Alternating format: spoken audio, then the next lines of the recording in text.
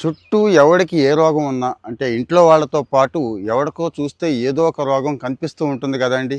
ఆ రోగాలను చూసి దాన్నే పెద్ద రోగం కింద మార్చేసుకున్న వాళ్ళు ఆ దురదృష్టవంతులు ఎక్కువైపోతున్నారు రోజు రోజుకి. మన ఇంట్లో కానీ చుట్టూ ఉన్న ఫ్రెండ్స్లో కానీ ఎవడికో ఏదో ఒక క్యాన్సరో, బీపీయో, షుగరో, గుండె జబ్బులు ఏదో ఒకటి వస్తూ ఉంటాయి కదండి. అది మనకే వచ్చినట్టు బాధ పెడుతున్నట్టు, లేకపోతే భవిష్యత్తులో రేపో ఎల్లుండో వచ్చేసి మనం కూడా హాస్పిటల్ బెడ్ ఎక్కేసినట్టు, నానా రకాలైన బాధలు పడుతున్నట్టు ఊహించుకొని బాధపడడం కూడా పెద్ద రోగమే.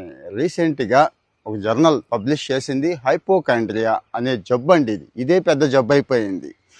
చుట్టూ తక్కువ చూసే అవకాశం, కానీ సోషల్ మీడియాలో మాత్రం ఇక మామూలుగా ఉండదు. ఎంతసేపు ఆ health news, health bulletins, health tips, ఇక నాలాంటి వాడు ఎవడు పడితే వాడు ఏదో ఒకటి చెప్పేస్తూ ఉంటారు కదండి. అవన్నీ కూడా చూసేసి ఆరోగ్యంగా కంప్లీట్గా హెల్తీగా ఉన్నా కూడా నాకు అదొస్తుందేమో, ఇదొస్తుందేమో, రావచ్చేమో, ఇక ఇదే బాధతో ఉన్నారు చాలామంది.